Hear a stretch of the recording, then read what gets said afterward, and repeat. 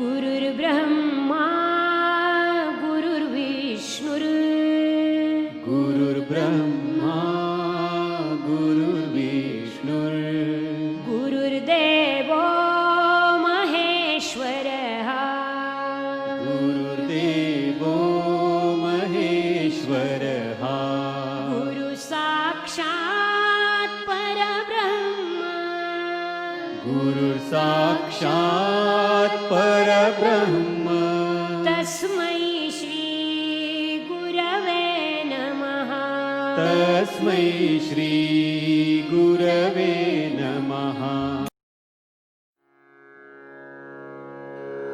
ॐ नमो भगवते वासुदेवाय ॐ नमो भगवते वासुदेवाय ॐ नमो भगवते वासुदेवाय ॐ नमो भगवते वासुदेवाय ॐ नमो भगवते वासुदेवाय वासुदेवाय वासुदेवाय।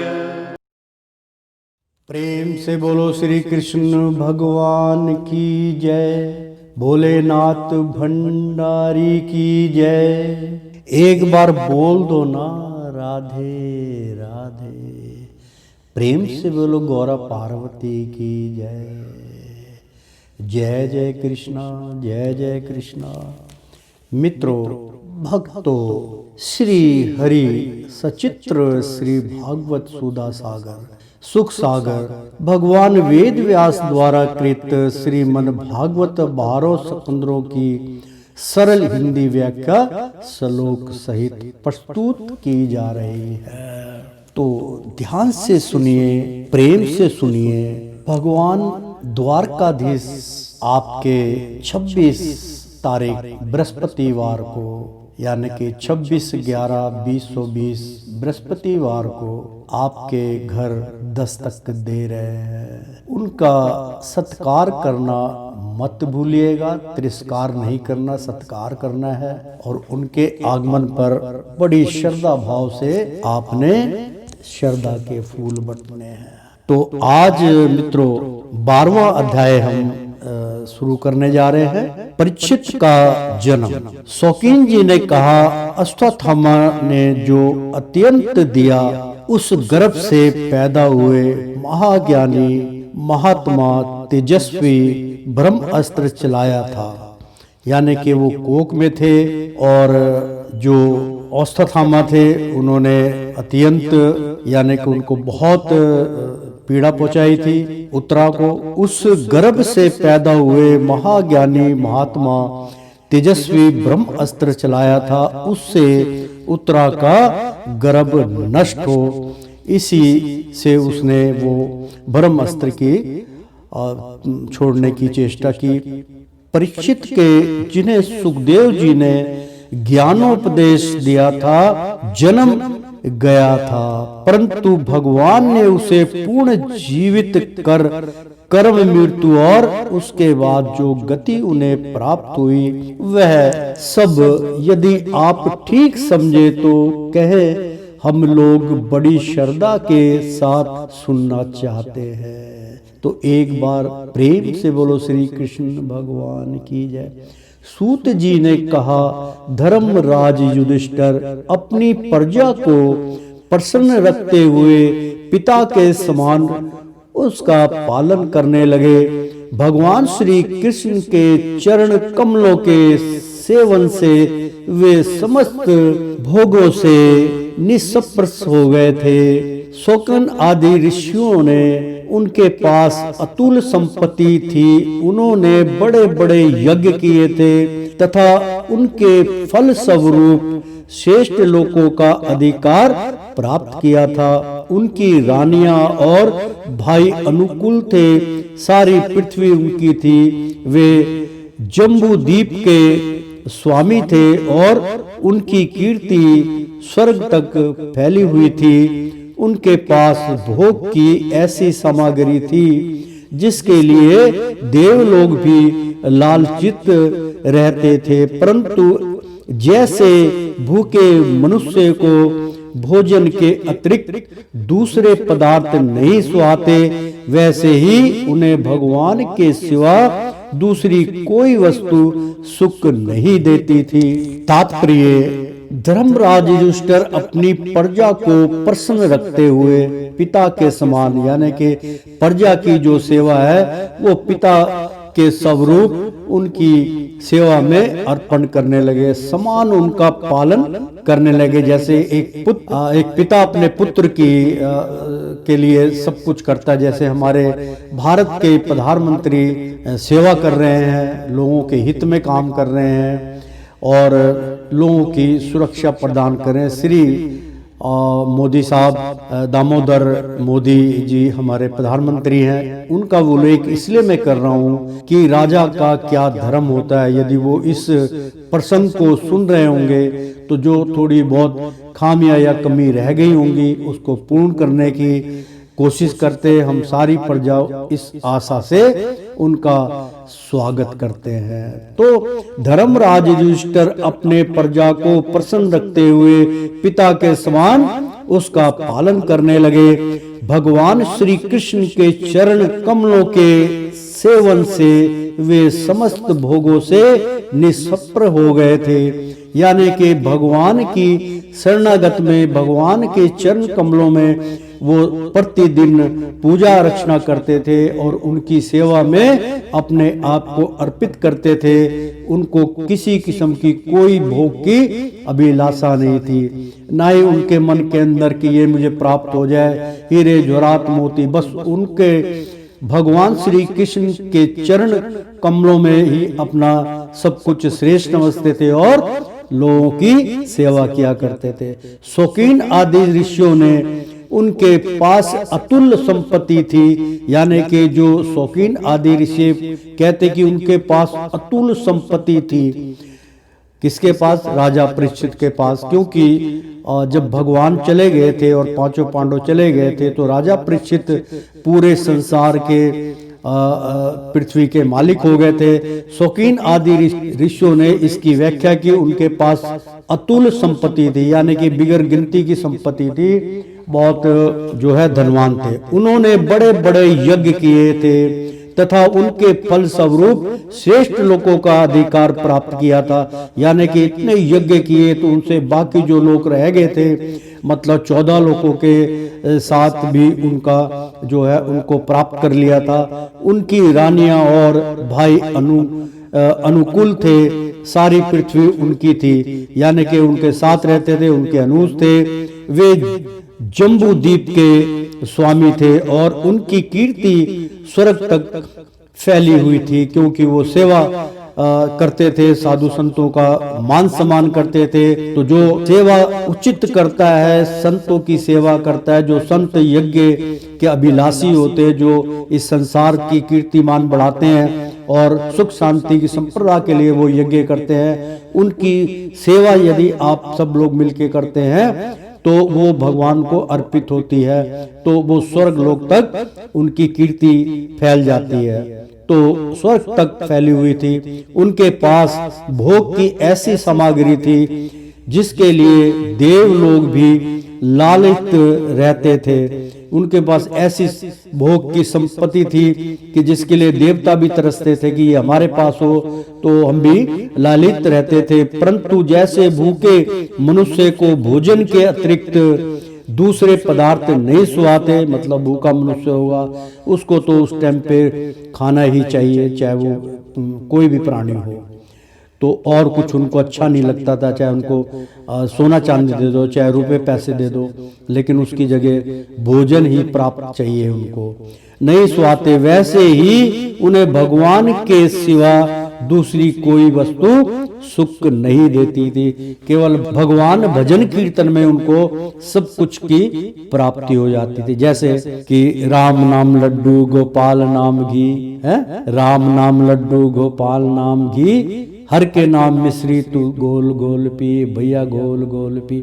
ये मैं काफी प्रसंग में इसको सुनाता हूँ और ये आप भी इसको उतार लीजिए अपने अंदर कि कभी एकांत हो, कभी आप फंस जाए कहीं पे ट्रेन में या बस में या कहीं पे मुश्किल हो, खाना ना मिल रहा हो, तो आपको घबराने की आवश्यकता नहीं है। जल पानी सबकी पूर्ति हो जाएगी। आपका मन कर रहा है मान लीजिए पेड़े खाने का है, बर्फी खाने का, गुलाब जामुन खाने का, और आपके पास पैसा नहीं है, तो आपकी जीभ में पानी आएगा देख के कि मुझे भी अगर एक उसमें से लड्डू मिल जाए तो मेरी आत्मा तृप्त हो जाएगी। घबराने की आवश्यकता नहीं है मित्रों। कभी मौका पड़ जाए तो इसको आजमा लीजिएगा।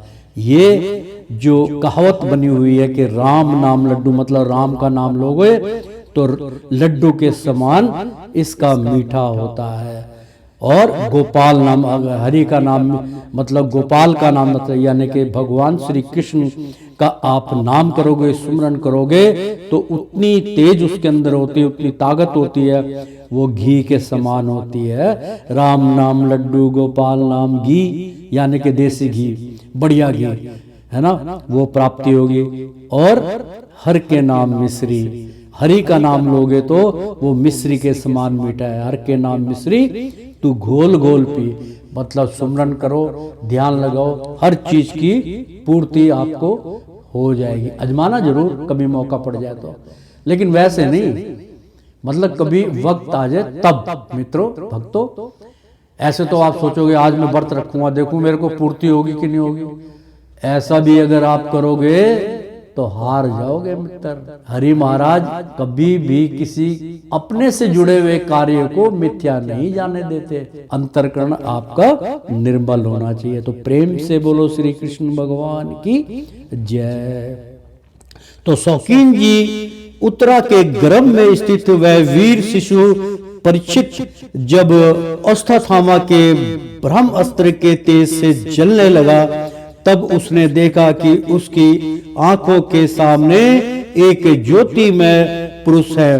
वह देखने में तो अनूठे भर का है, परंतु उसका स्वरूप बहुत ही निर्मल है। अत्यंत सुंदर श्याम शरीर है, बिजली के समान चमकता हुआ पीतांबर धारण किए हुए हैं, सिर पर सोने का मुकुट झिलमिला रहा है। उस निर्विकार पुरुष के बड़ी ही सुंदर लंबी लंबी 4 भुजाएं हैं, कानों में तपाए हुए स्वर्ण के सुंदर कुंडल है, आंखों में लालिमा और हाथ में लूके के समान जलती हुई गदा लेकर उसे बार बार घुमाता जा रहा है और समय शिशु के चारों ओर घूम रहा है। जैसे सूर्य अपनी किरणों से कुहरे को भगा देता है, वैसे ही वह उसे गदा के द्वारा ब्रह्म अस्त्र के तेज को शांत करते जा रहा था। उस पुरुष को अपने समीप देखकर वह गर्भस्थित शिशु सोचने लगा कि यह कौन है। इस प्रकार उस 10 मास के गर्भस्थ शिशु के, मतलब 10 महीने के हो गए थे वो, क्योंकि रक्षा करनी थी उनकी, गर्भस्थ शिशु के सामने ही धर्म रक्षक अपेर्य में भगवान श्री कृष्ण ब्रह्म अस्त्र तेज को शांत करके वहीं अंतर ध्यान हो गए। उच्चारण करने की आवश्यकता नहीं है क्योंकि ये बहुत सरल और साध्य है, आपने इसको समझ लिया होगा। फिर भी आपका मन कह रहा नहीं, एक बार उच्चारण कर दीजिए गुरुदेव, हम कर देते हैं। शौकीन जी उत्तरा के गर्भ में स्थित वह वीर शिशु परीक्षित, यानी कि उत्तरा जो थी वो वीर अभिमन्यु की धर्म पत्नी थी और युद्ध में जाने से पहले वो एक रात उनके साथ रुके थे। उन्हीं से उनका गर्भ ठहरा था। उस गर्भ से उत्तरा के पेट से वो परीक्षित पैदा हुए जो 5 पांडवों के पोते लगते थे, वो पोतरा था। और जब अश्वत्थामा के ब्रह्म अस्त्र, क्योंकि वो क्रोधित होकर उसने ब्रह्म अस्त्र को चला दिया था, तेज से जलने लगा। जब उसने देखा कि, क्योंकि उत्तरा दौड़ी दौड़ी भगवान श्री कृष्ण के पास आई थी, वो उसके अंदर इतना तेज प्रवेश कर गया था, भगवान समझ गए। उसी वक्त भगवान ने अपना चतुर्भुज रूप धारण किया जो बहुत ही दुर्लभ है, और वो उसको गर्भ के अंदर उसके दर्शन उस परीक्षित राजा को हो रहे थे भगवान के, जब वो नहीं जानते थे कि ये चतुर्भुज प्रकाश स्वरूप मेरे सामने कौन दर्शनाथ हो रहे हैं। तो वो उसका जो है उन्होंने कोक के अंदर से जो बाहर निकले तब उनका वर्णन किया था।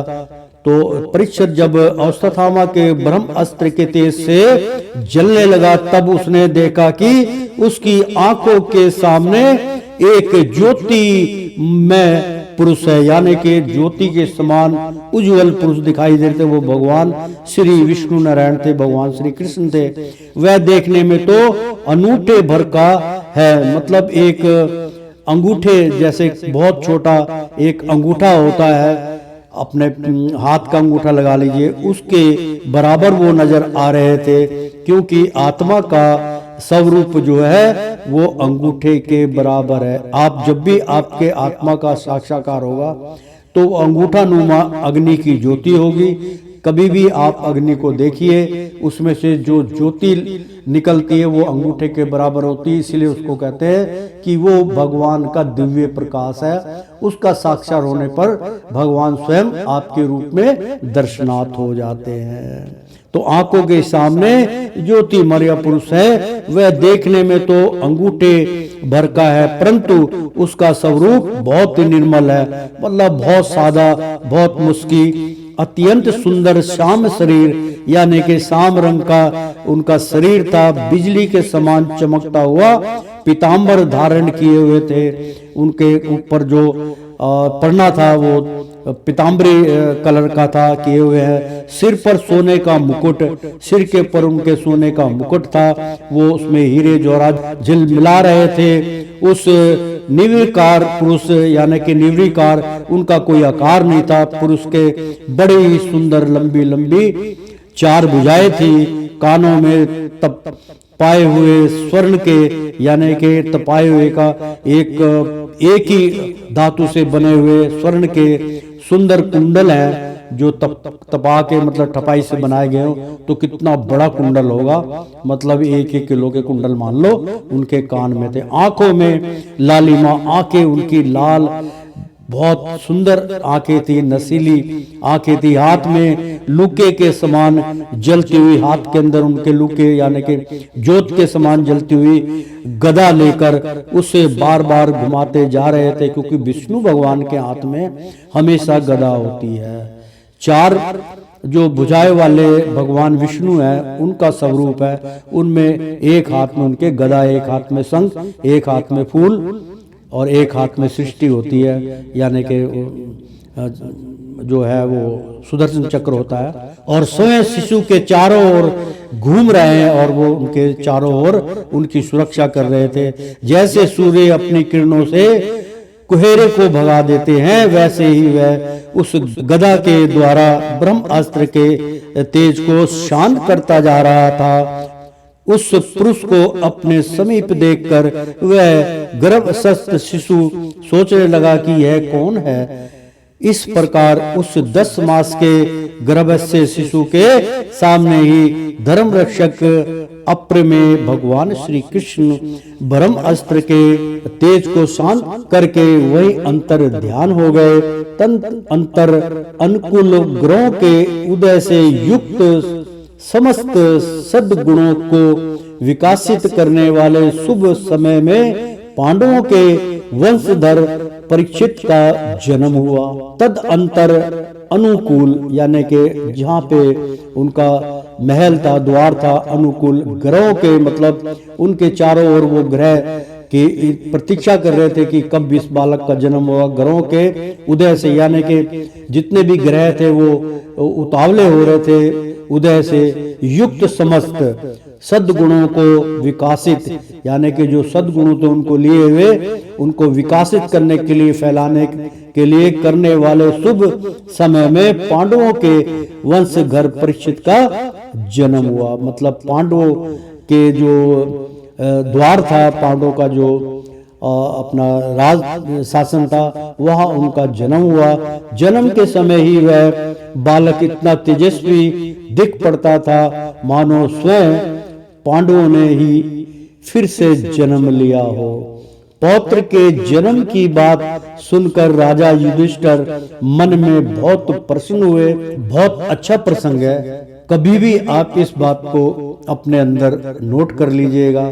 लेकिन माता पिता से ज्यादा, यानी कि कहते हैं ना मूल से ज्यादा ब्याज प्यारा होता है। तो पौत्र के जन्म में जब उनके पौत्र हुए, आपके भी जब पोती या पौत्र होते हैं, मतलब पोती या पोता होते हैं, तो जितना आपको उस बच्चे से प्यार नहीं होगा, अपने लाल से प्यार नहीं होगा, उतना अपनी पोते पोते से वो एक दिल का हिस्सा होते हैं। ये कुदरत की लेख है। तो बात सुनकर राजा युधिष्ठिर मन में बहुत प्रसन्न हुए कि हमारा जो है पोता हुआ है, हमारा पौत्र हुआ है। खुशी के मारे उनको वो समा नहीं रहे थे, बहुत प्रसन्न हुए। उन्होंने धैम्य, कृपाचार्य आदि ब्राह्मणों से मंडल वचन और जात कर्म संस्कार करवाए। जो उनकी कर्म संस्कार होते हैं कृपाचार्य से करवाए। महाराजा युधिष्ठिर दान के योग्य समय को जानते थे। उन्होंने प्रजा तीर्थ नामक काल में अर्थात नाल काटने के पहले ही ब्राह्मणों को स्वर्ण, कौवे, पृथ्वी, गांव, उत्तम जाति के हाथी, घोड़े और उत्तम अन्न का दान किया। यानी कि नाल, जब बच्चे ने जन्म ले लिया तो उनकी नाल जो होती है, उसकी नाभि जो होती है वो साथ में होती है। तो दाई जब उसको काटती है, जन्म देने वाली जो उसका रक्षक होती है, दाई उसको बोलते हैं, वो जब वो काटती तो उस टाइम पे दान पुण्य करना चाहिए। वो दान पुण्य जो है उस बालक की भविष्य के लिए बहुत लाभदायक होता है। इस बात को हमेशा ध्यान में रखिएगा। कभी भी बच्चे की खुशखबरी हो तो उसको पहले समझा दो कि बच्चा उत्पन्न होगा, तो उसकी नाभि काटने से पहले उसके झोली में कुछ ना कुछ आप दान पुण्य कर दीजिए। अन्न का दान कीजिए तो सारी जिंदगी में अन्न की कमी नहीं होगी, उसका घर फले फूलेगा।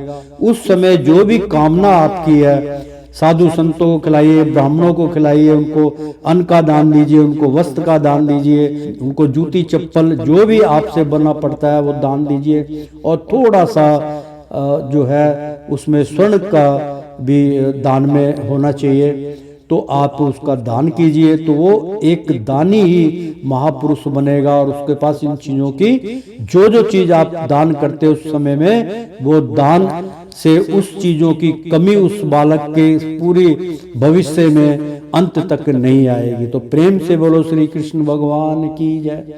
तो नमक काल में अर्थात नाल काटने के पहले ही ब्राह्मणों को स्वर्ण, देखो आ गया मतलब सोना, गौवे यानी कि गौ माता, उसका भी दान कर सकते हो आप। पृथ्वी का दान कर दीजिए। गांव में पूरे भोजन कराइए। उत्तम जाति के मतलब जो बड़े पुष्ट जाति के हाथी, घोड़े और उत्तम अन्न का दान दिया।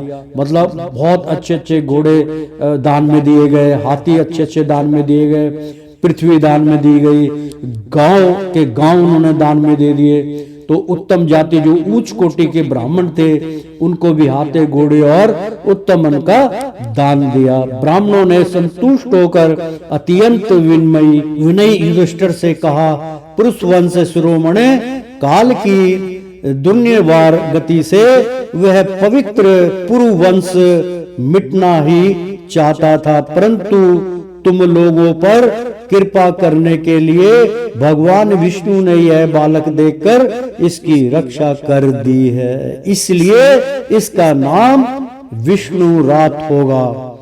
मतलब जो परिषद का नाम है विष्णु रात होगा। निस्संदेह यह बालक संसार में बड़ा यशस्वी भगवान का परम भक्त और महापुरुष होगा। ये उन्होंने पंडितों ने उनको आशीर्वाद दिया। युधिष्ठिर ने कहा, महात्माओं, यह बालक क्या अपने उज्जवल यश से हमारे वंश के पवित्र कीर्ति महात्मा राज ऋषियों का अनुसरण करेगा, यानी कि उनकी इज्जत करेगा, उनका मान सम्मान करेगा, उनके लिए सब कुछ सामग्री पर्याप्त करेगा। ऐसा उनका युधिष्ठिर का कहना था। तो महात्माओं ने उनको आशीष दिया कि ऐसा ही ये पुत्र निकलेगा। ब्राह्मणों ने कहा, धर्मराज, यह मानु पुत्र इच्छावाकु के समान अपनी प्रजा का पालन करेगा तथा दशर धन नंदन भगवान श्री राम के समान ब्राह्मण भक्त और सत्य प्रतीक होगा। यह उसी नरेश शिवी के समान दाता और शरणागत वत्सल होगा तथा यज्ञों को में दुष्यंत के पुत्र भरत के समान अपने वंश का यश फैलाएगा। धनु धर्मों में यह सशस्त्र बाहु अर्जुन और अपने दादा पार्थ के समान अनग्रहण होगा। यह अग्नि के समान दुर्गस और समुद्र के समान दुष्ट होगा। यह सिंह के समान प्रक्रमी हिमाचल की तरह आश्चर्य लेने योग्य पृथ्वी के समान। प्रेम से बोलो ना श्री कृष्ण भगवान की जय। मित्रों, इसका उच्चारण मैं कर देता हूँ।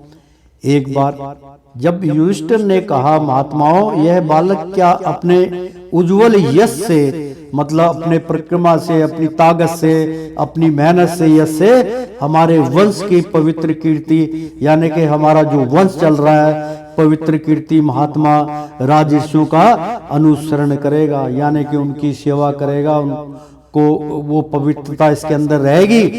तो ब्राह्मणों ने कहा, धर्मराज यानी कि धर्मराज युधिष्ठिर, यह मनुपुत्र इच्छावाकु के समान, यानी कि इच्छावाकु थे, वो मनुपुत्र थे, यानी कि इच्छावाकु भगवान सूर्य के पुत्र थे। मनुपुत्र सूर्य इच्छावाकु के समान, यानी कि भगवान को सबसे पहले सूर्य नारायण ने अपने पुत्र मनु को यह भागवत कथा सुनाई थी। तो उसका उनका नाम था इच्छावाकु के समान अपनी प्रजा का पालन करेगा और अपनी प्रजा, जैसे आज तक सूर्य जो है सबको प्रकाश देता है, इसी समान अपनी प्रजा का पालन करेगा। तथा दशरथ नंदन भगवान श्री राम के, यानी कि राम के जो पिता थे दशरथ नंदन, भगवान श्री राम के समान ब्राह्मण भक्त और सत्य प्रतीक होगा, यानी कि ब्राह्मण का बड़ा मान सम्मान करेगा, उनकी इज्जत करेगा, उनको मानुभाव से आदर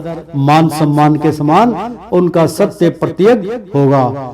यह उसी नरेश शिवी के समान, यानी कि शिव जो थे भगवान श्री उसी नरेश शिवी के, मतलब भगवान शिव के समान दाता और शरणागत वत्सल होगा, यानी कि वो उन्हीं की शरणागत में ये अपने आप को अर्पण करेगा और उनके समान उतेज होगा, नरेश होगा। तथा यज्ञों को जो यज्ञ करते हैं दुष्यंत के पुत्र, जैसे यज्ञों से दुष्यंत के पुत्र भरत के समान, शकुंतला की यहाँ पे बात आएगी। शकुंतला के जो पुत्र थे वो राजा थे, और राजा ने एक बारी अपने शिकार खेलने के लिए जब आए तो राजा दुष्यंत जो थे, दुष्यंत के बारे में आपने कहानी पढ़ी होगी, इसमें उसका अर्थ में निवारण छोटा सा कर देता हूँ। 5 मिनट का प्रसंग होगा, 3 मिनट का होगा, ध्यान से सुनिए मित्रों।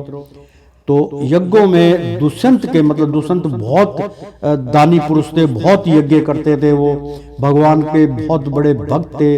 तो दुष्यंत के पुत्र भरत के समान, तो यानी कि दुष्यंत का पुत्र कैसे हुआ था, एक बार शिकार खेलते खेलते वो जंगल में चले गए और जंगल में उनको प्यास लगी, तो वो एक कुटिया में चले गए। वहां पे संतों की कुटिया थी और वहां पे वो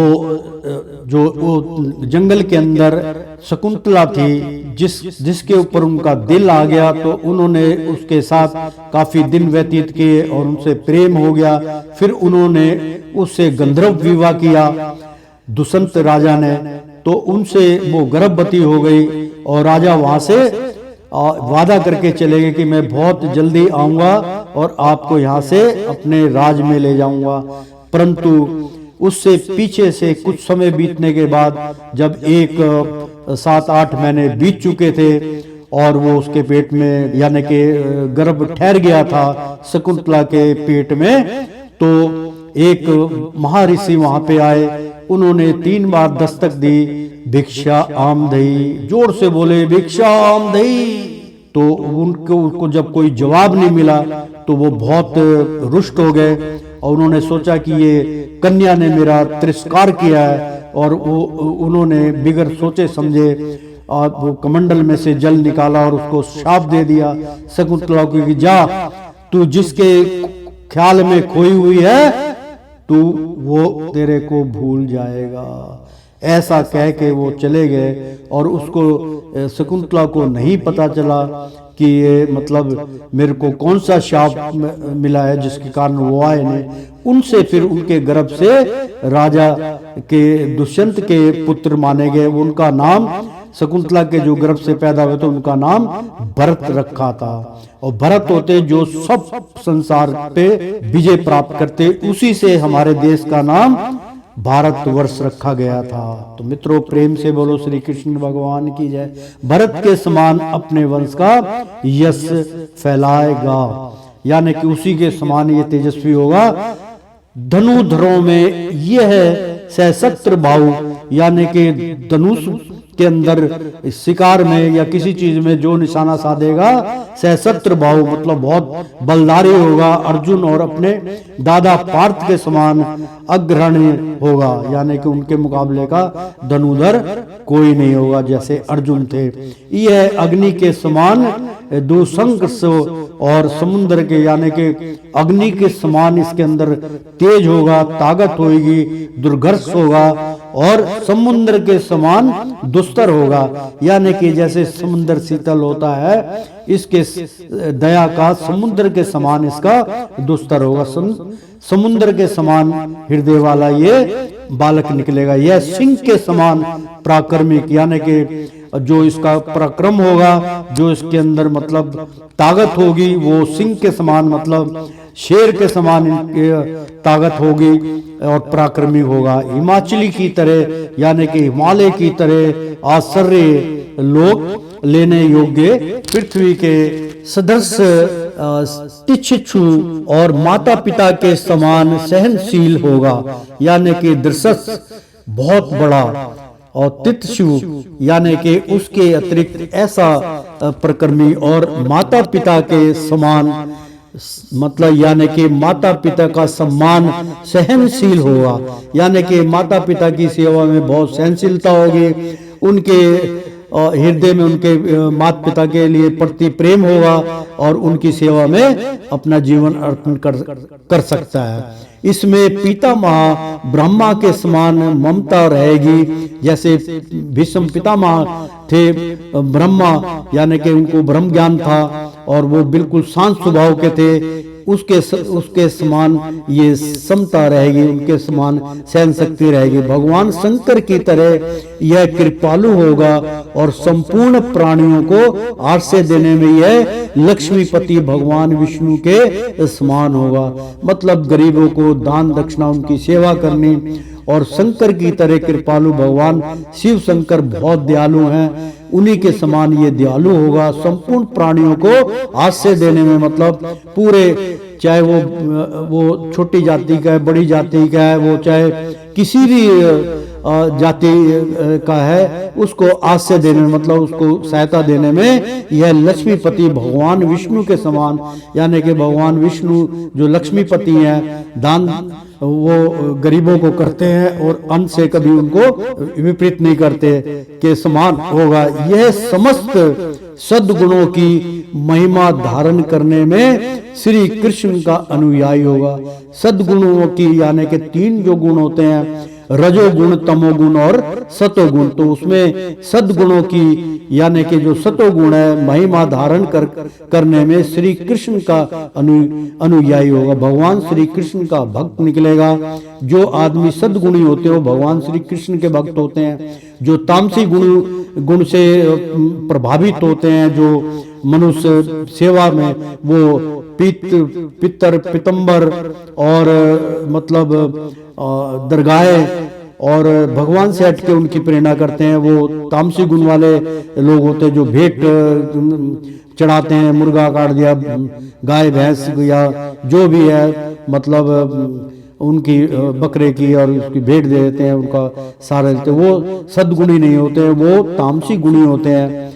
और जो रजोगुणी होते हैं वो रजक होते हैं, वो कमाने में लगे रहते हैं, भगवान की तरफ उनका जरा भी ध्यान नहीं होता। महिमा धारण करने में श्री कृष्ण का अनुयायी होगा, यानी कि जो आदमी सद्गुणी होता है वो भगवान श्री कृष्ण का सच्चा भक्त होता है, अनुयायी होगा, यानी कि उनकी बताए हुए मार्ग पे चलेगा। रंत देव के समान उदार होगा, जो रतिन देव थे उनके समान, जो रत्न से जड़े हुए रनित देव यानी कि जो रत्नों की उत्पत्ति करते हैं उनके समान उदार होगा, उसके हृदय जैसा दया होगा, और यया चित्ती के समान धार्मिक होगा, उसका चित्त बिल्कुल धर्म के और मार्ग पे चलने वाला हो। धैर्य में बलि के समान, और भगवान यानी धैर्य बिल्कुल बलदार होगा, बलि के समान होगा कि चाहे कोई उनकी हत्या कर दे लेकिन उनका धैर्य समाप्त नहीं होगा। भगवान श्री कृष्ण के प्रति दृढ़ निष्ठा में यह प्रहलाद के समान होगा, यानी कि जो प्रहलाद भक्त है भगवान के बहुत हरि के बहुत सच्चे भक्त थे। प्रहलाद की जो इसकी जो बुआ थी वो बहुत उज्जवल कोटि की थी, और उसने जो है प्रहलाद को अग्नि के ऊपर, क्योंकि होलिका उसी को कहते हैं कि उसको किसी चीज का वो तो अग्नि पे प्रहलाद को लेके बैठ गई थी, क्योंकि अग्नि माता वही थी, उसको वरदान था होलिका जिसको बोलते हैं, तो वो प्रहलाद को लेके बैठ गई। तो प्रहलाद अपने भजन में लगे हुए थे, हरे कृष्ण मतलब जय हरि, तो हरि का सुमरन कर रहे थे। तो वो होलिका जो थी वहां उल्का दहन हो गया, होलिका जल के राख हो गई, और प्रहलाद वैसे की वैसी जीवत्य के समान होगा। यह बहुत से असुरमेघ यज्ञों का करने वाला, यानी कि जितने भी यज्ञ हैं, असुरमेघ यज्ञ बड़ा कठिन होता है, यज्ञों का करने वाला और विद्रोह का सेवक होगा। इसके पुत्र राजश्री होंगे, मर्यादा का उल्लंघन करने वालों को यह दंड देगा। यह पृथ्वी माता और धर्म की रक्षा के लिए कलयुग का भी दमन करेगा, यानी कि इसके पुत्र राजश्री होंगे, यानी इसके द्वार जो पुत्र पैदा होंगे वो राज के हित में होंगे। मर्यादा का उल्लंघन करने वालों को, जो धर्म का उल्लंघन करेंगे, जो मर्यादा से बाहर जाएंगे, उनको यह दंड देगा और दंडित करेगा और दंड देगा। यह पृथ्वी माता और धर्म की रक्षा के लिए कलयुग का भी दमन करेगा, मतलब कलयुग का नाश कर देगा धर्म की रक्षा के लिए। और ब्राह्मण कुमार के जो जिसको मतलब जब ये शिकार पे गए थे इनको प्यास लगी थी, और ये जो है वो मतलब ब्राह्मण कुटिया पे पहुंचे, तो ब्राह्मण ध्यान योग में वो अपना लगन थे, तो इन्होंने इनके ऊपर वो इनको उससे पहले दस्तक दे गया था कलयुग। तो कलयुग को मारने के लिए तैयार हो गए थे कि मैं तेरे को अपने इस यहाँ पे इस पृथ्वी लोक में स्थान नहीं दूंगा, तुम हमारे संतलक छोड़ के चले आओ। तो उनको कहा जी आप दयावान है, मैं बताइए मैं कहाँ जाऊँ। वो 3 जगह का उसने मांगा था, जहाँ जुए होते हैं वहाँ चले जाओ, कुछ ऐसी जगह मांगी। उसने कहा नहीं जी वो तो पूरी वहाँ मेरा तिरस्कार होगा। ऐसे 3 जगह उसने मांगी थी कलयुग ने। तो बाद में उन्होंने कहा कि मैं आपके स्वर्ण में रहना चाहता हूँ, कि स्वर्ण पहाड़ के अंदर वो तो एक धातु है, उसमें तो किसी का कोई असर नहीं होगा। इस बात को राजा थे वो इसको समझ नहीं पाए कि इसमें किसका क्या होगा। तो वो जो राजा थे यानी कि उनको बड़ा आश्चर्य हुआ था, और उन्होंने क्या करा कि उनके शीश के ऊपर मुकुट था, और मुकुट के ऊपर कलयुग वो उनके मुकुट में जाके समाहित हो गया। तो राजा परीक्षित जो थे वो क्रोधित हो गए, और उनका कलयुग ने जो चाहा वो उनको कहना पड़ा कि ओए तुम राजा हो के तुम क्या सोच रहे कि राजा का तिरस्कार एक ऋषि मुनि कर रहा है, तुम इसको सजा दीजिए। तो वहां पे एक सांप मरा हुआ पड़ा था, वो मरा हुआ सांप जो है उन्होंने तीर से उठाया राजा परीक्षित ने और उनके गले में डाल दिया, उनका तिरस्कार किया। तो किसी बालकों ने ऋषि मुनियों के जो कुटिया में रहते थे वो जाके उसके पुत्र को ब्रह्म कुमार को यानी कि उनके पुत्र को जाके ये सूचना दी कि कोई ऐसा राजा आया था, उसने तुम्हारे पिता का तिरस्कार किया है, जब उसने अपने पिता के शीश के ऊपर वो सांप मरा हुआ देखा तो उन्होंने बिना सोचे समझे ब्राह्मण कुमार ने जो है वो उन्होंने उनको जो है हथेली में जल रख के सांप दे दिया, और सांप से यानी कि वो जो सांप गले में था वो उसका नाम था तक्षक। तक्षक सांप का जो है उसके गले में मरा हुआ डाला था, तो उसी का नाम लेके उनको शाप दिया कि तक्षक के द्वारा अपनी मृत्यु सुनकर, यानी कि तुम्हारी जो है 7 दिन के अंदर तक्षक नाग के सांप के काटने से तुम्हारी मृत्यु हो जाएगी। और उसकी काट जो है वो ऋषि मुनि जो है उनके पिता जो थे वो भी नहीं कर पाए, तो वो द्वारा अपनी मृत्यु सुन के भगवान यानी कि जो प्रसिद्ध थे उन्होंने अपनी मृत्यु का समाचार सुना, यह सबकी आसक्ति छोड़ देगा। यानी कि सांप से तक्षक के द्वारा अपनी मृत्यु सुनकर वह सबकी आसक्ति छोड़ देगा और भगवान के चरणों की शरण लेगा। राजन व्यास नंदन सुखदेव जी से यह आत्मा के यथार्थ स्वरूप का ज्ञान प्राप्त करेगा और अंत में गंगा तट पर अपने शरीर को त्याग कर निश्चय ही अभय पद प्राप्त करेगा। ये मतलब जो है महात्मा ने उनको बतलाया। तो ज्योतिष शास्त्र के विशेषज्ञ ब्राह्मण राजा युधिष्ठिर को इस प्रकार बालक के जन्म लगन का फल बतलाकर और भेंट पूजा लेकर अपने अपने घर चले गए। यानी कि अभी तो वो बालक थे, तो विद्वानों ने पंडितों ने उनका जो विशेषज्ञ उन्होंने इसका भविष्य पूरा बतला दिया कि इस तरीके से इसकी मृत्यु होगी। तो जन्म लगन का फल बतलाकर और भेंट पूजा लेकर अपने अपने घर चले गए।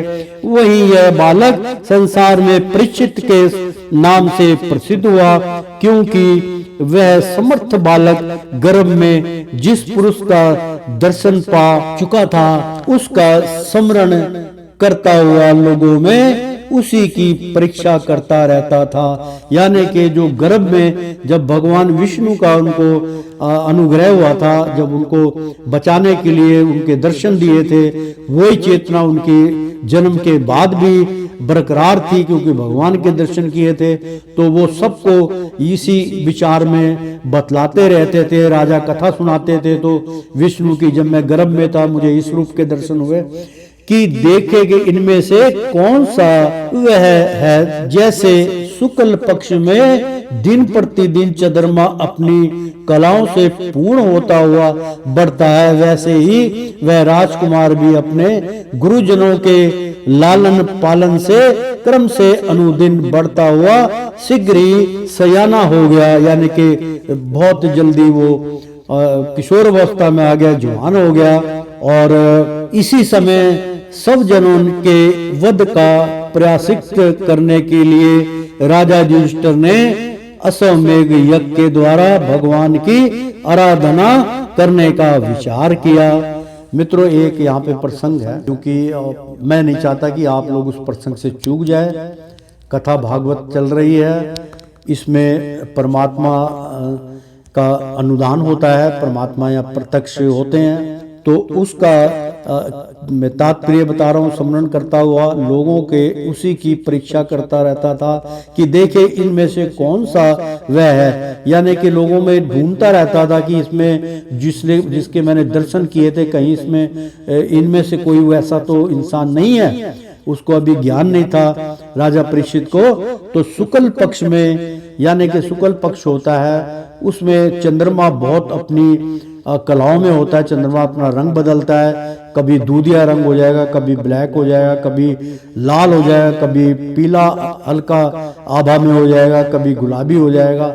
उसको ध्यान से देखिए। लेकिन मित्रों, इसमें एक बहुमूल्य की बात है जिससे सब लोग अचेत नहीं है।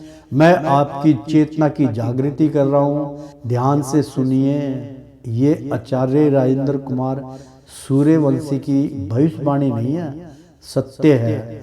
ध्यान योग में मुझे ये चीज प्राप्त हुई थी।